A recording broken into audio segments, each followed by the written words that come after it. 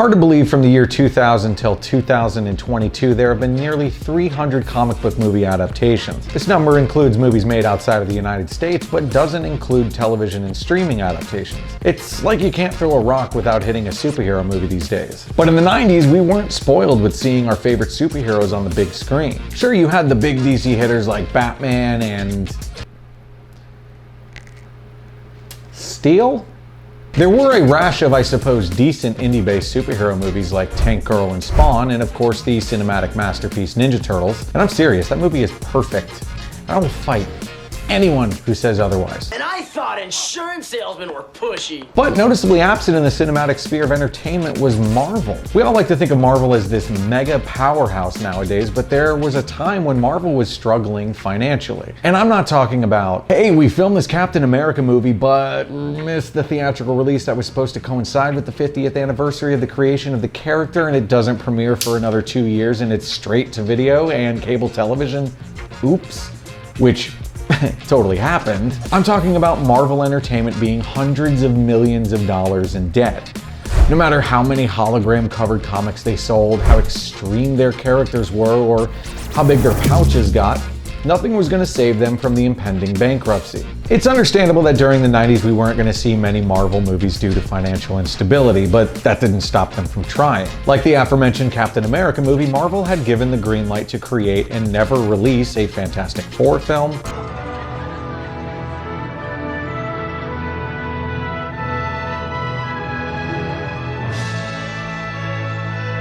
and continue the tradition of putting out made-for-TV movies like The Death of the Incredible Hulk and Nick Fury, Agent of S.H.I.E.L.D. starring David Hasselhoff. An electronic lockpick. Oh, there it is. I thought I left it in my other patch.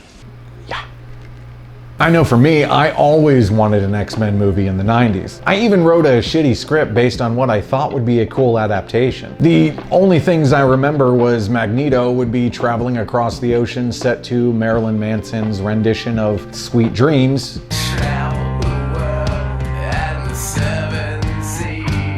And Michael J. Fox would play Nightcrawler. What?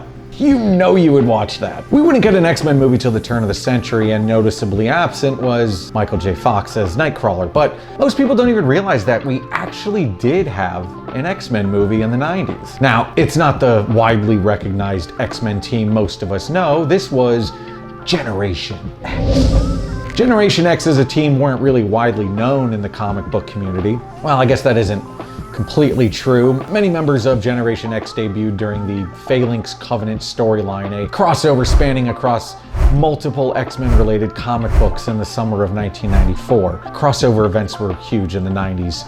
Stay tuned. Taking a property that isn't as widely known as the X-Men, X-Force, or even the Avengers was a risky move and proved to be, look, I don't know, man. It's an 87-minute made-for-TV movie. How do you think it did? Granted, this was considered a TV pilot intended to test the waters for a series of more TV movies in the future. So, yeah, no, it failed. I think my vision's getting stronger. Arlie, is that you in there? Damn, nice beaver. The plot of this film is extremely simple and not world or universe ending in the slightest. A mad scientist played by Max Headroom himself, Matt Frewer, believes material for mutant brains will allow him to develop his own psychic powers. Also, he's obsessed with the power of dreams, whatever that means. My point is that I can go into people's dreams and get them to buy any product I tell them to. They are powerless to stop it because these impulses come from their subconscious. In the comics, the Generation X team wasn't mentored by Professor Xavier, rather by sometimes X-Men team member Banshee and former villain Emma Frost, aka White Queen. The movie sticks somewhat close to the source material by focusing on characters like Jubilee, Mondo, Monet St. Croix, Angelo, aka Skin, and new characters created due to a limited budget, with Refrax replacing Chamber and Buff replacing Husk.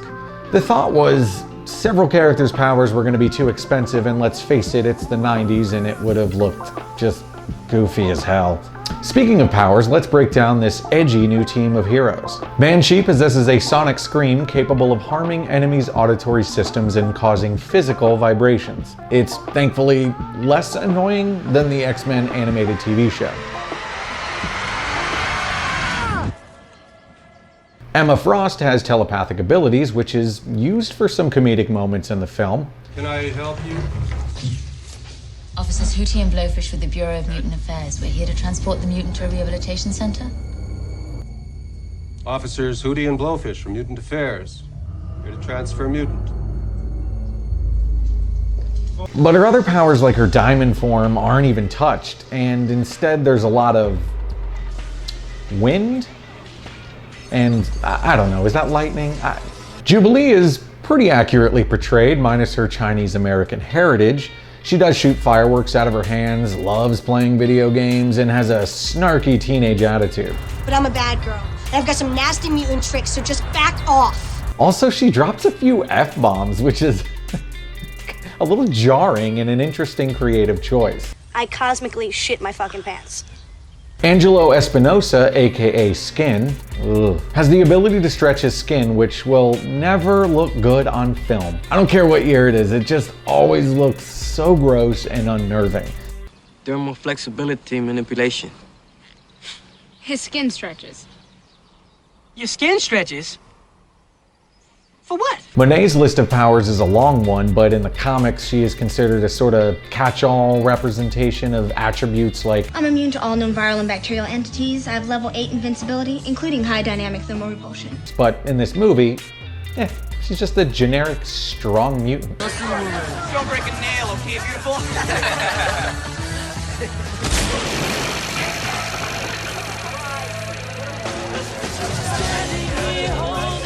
Mondo is capable of taking on the properties of any organic or inorganic material with which he comes into contact with. He's also a Butthead. and he hates Jell-O. Man, you know I don't like Jell-O. Refrax emits heat beams from his eyes and has X-ray vision. I can melt glass and see through pantyhose. Ooh, change those. And Buff, whose mutation increases her muscle mass and strength, does little more than play the crush of Refrax and is the butt of a lot of jokes. I mean, she's a babe. A babe? Yeah. Big bad Buffalo is a babe?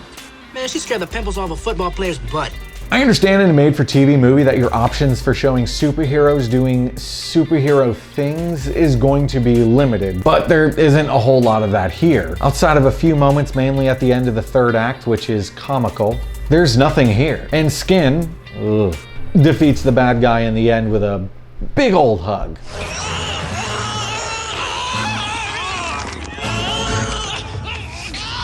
The movie is filled with a lot of Dutch angle camera shots, dimly lit rooms, fart jokes.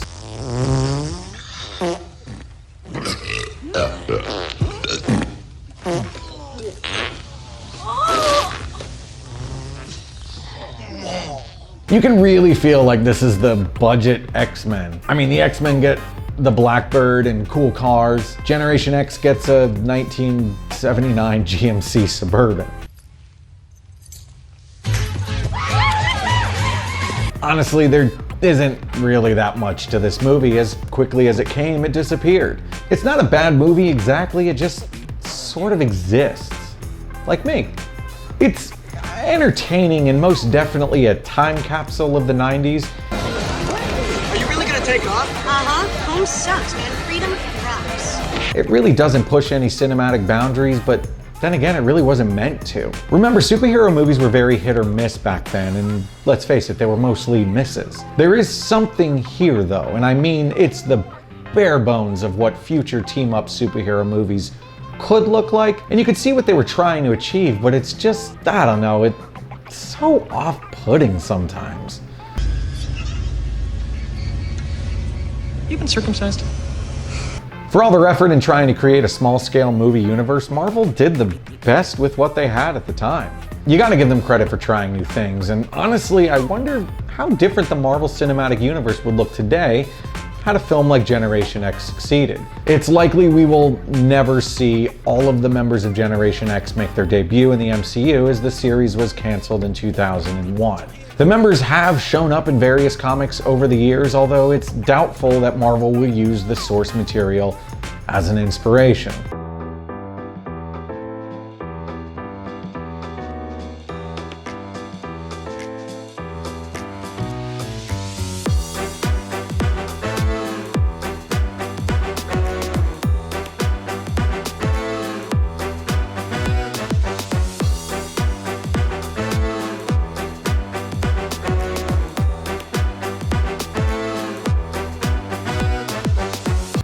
Jesus Christ, Marvel. Ooh. Give me some skin. Well, that's our episode on Generation X, the X-Men movie from the 90s you probably didn't know existed and probably don't want to watch. Unless you do, and that's totally cool. Also, if you're new here, welcome. I appreciate you stopping by, and if you like what I'm doing here, well, why don't you hit that subscribe button and leave a like and maybe a comment or two. Or not.